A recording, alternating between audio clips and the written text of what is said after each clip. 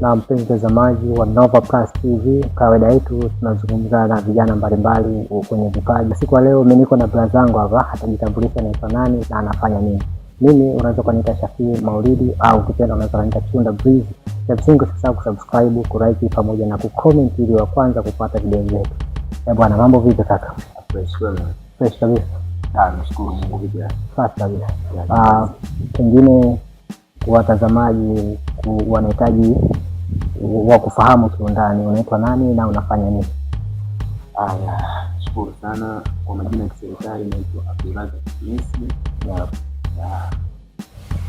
Na kwa majina ya kisanaa naitwa Abdulrazak. Mimi nifundisha na kufunza sanaa na uimbaji. Sasa na pia uigizaji. Lakini nadili sana na shughuli ya uimbaji. Tangu umeanza sanaa ya uimbaji mpaka sasa una muda gani? Kiukweli ni kitambo sana. Unajua kuna vitu vingine ukizungumza vinaweza make sense katika kichwa, lakini kiukweli ni muda mrefu sana. Obviously tangu nilipokuwa msingi nilikuwa na karibia kuimba. Sasa lakini sikuwahi kuingia studio. Nilifika sekondari nikasoma, nikabahatika kuhitimu na sekondari. Baada ya hapo 2012 wakati nilikuwa sekondari ndio nilianza rasmi safari yangu ya muziki. Ndio mwaka wa kwanza nakumbuka nilibahatika kurekodi yangu ya kwanza. Ilikuwa 2000 na ngapi hiyo? Hiyo ni mwaka 2012. 2012 ndio nilianza kurekodi yangu ya kwanza ya studio Basam. Kama model alikuwa na studio inaitwa Soul Record.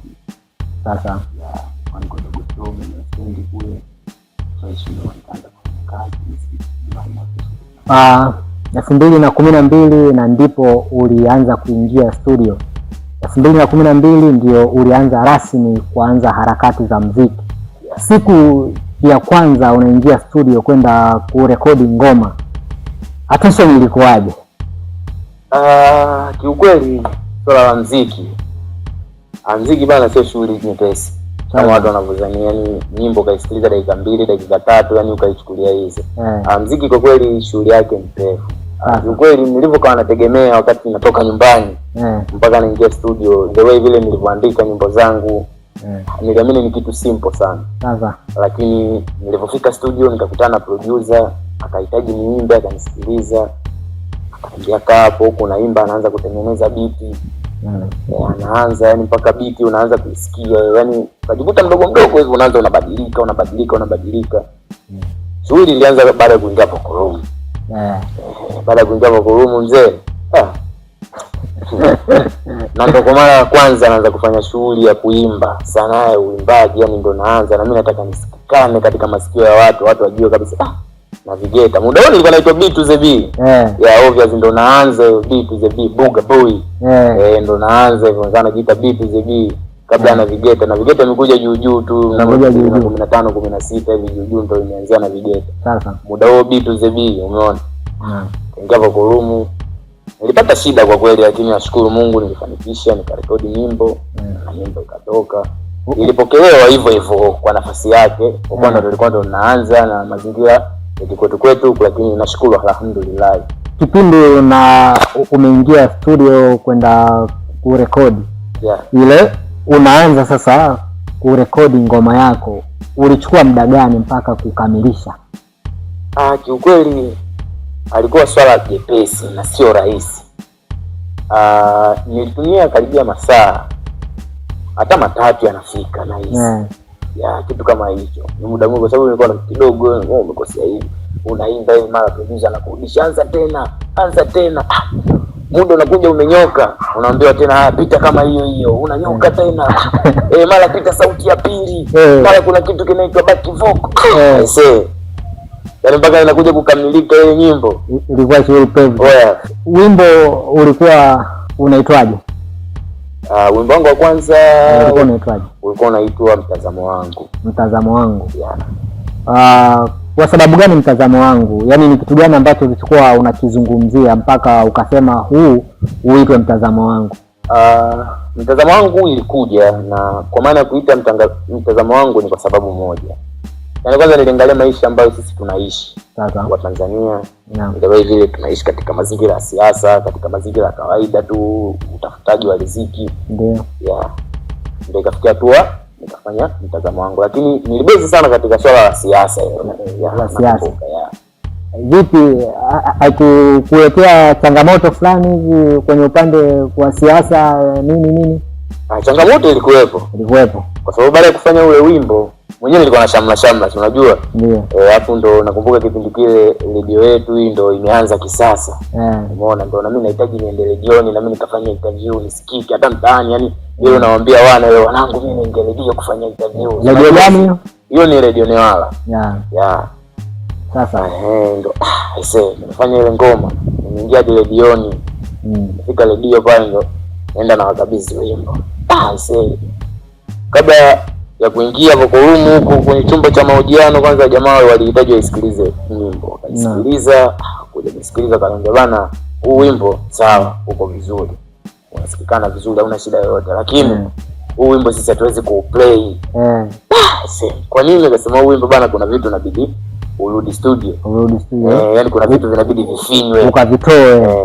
Kweli ilinipa wakati mgumu, karudi kanitia changamoto, kwa sababu tena hapo inabidi utumie hela tena, naenda kurekodi upya. Ndio. Nikarudi tena nikajichanga. Baada ya kupata pesa nikarudi tena studio, nikairudia ile nyimbo. Sasa nikafanya ule wimbo tena fresh. Nikafanya kama walivyohitaji. Ndio baada yake nikaenda redioni nikafanya interview. Hivyo. Unaweza kutumbia kidogo, yani japo kwa sekunde 5 hivi? Ule wimbo nakumbuka, ni kitambo sana lakini nakumbuka. Ilipita kama hivi. Nimeanza na moja wala sijaanza na mbili, hii ni verse kwanza, ya pili haishikiki. Nimesimama imara sidadi kwa kila pande, mimi nataka nisikike na ujumbe wangu upate. Nikianzia Charambe Magomeni paka Ilala, singatuki sishtuki kama tiki. Oya, ni kitambo sana. Naomba sana. Huo ndio wimbo wako wa kwanza? Huo ndio ulikuwa wimbo wangu. Obviously, yani ngoma tu ambazo nazimiliki mimi mwenyewe kama mimi mwenyewe. Sinafikia kama 5. Yaani ukiachana na ambazo umeshirikishwa? Ukiacha ambazo nimeshirikishwa tunafikia 5. Okay.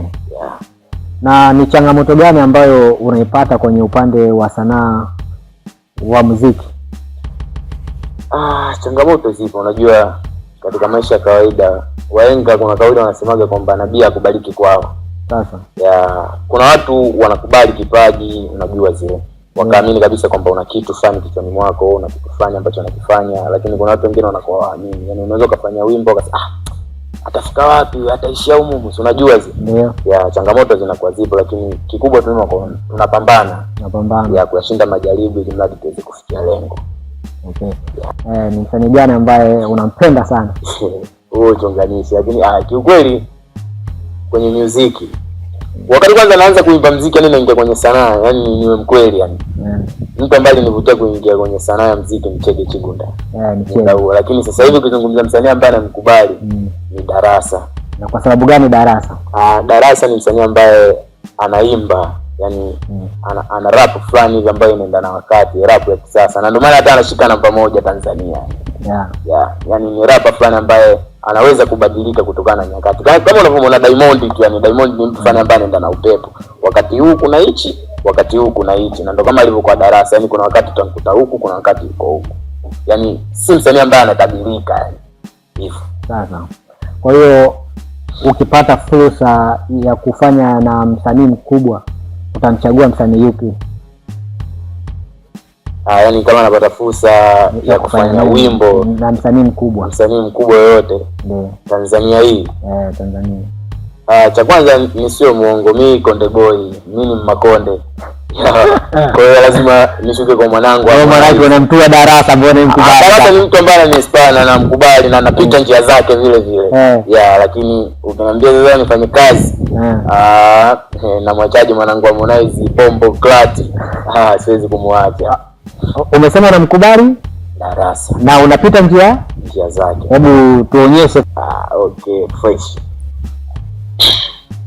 Nishafanyaga tu mengi mautundu, nusura ni mkufuru na Mungu. eti Manara na jita muzungu na majirani wamejitia gundu, kute mobeto na jicho la kungu, nyuma kishindu kaujaza na kuna mgawa riziki kwa Mungu, yendo mpaja na toko mafungu, nafuta bari kwa mnyoloro.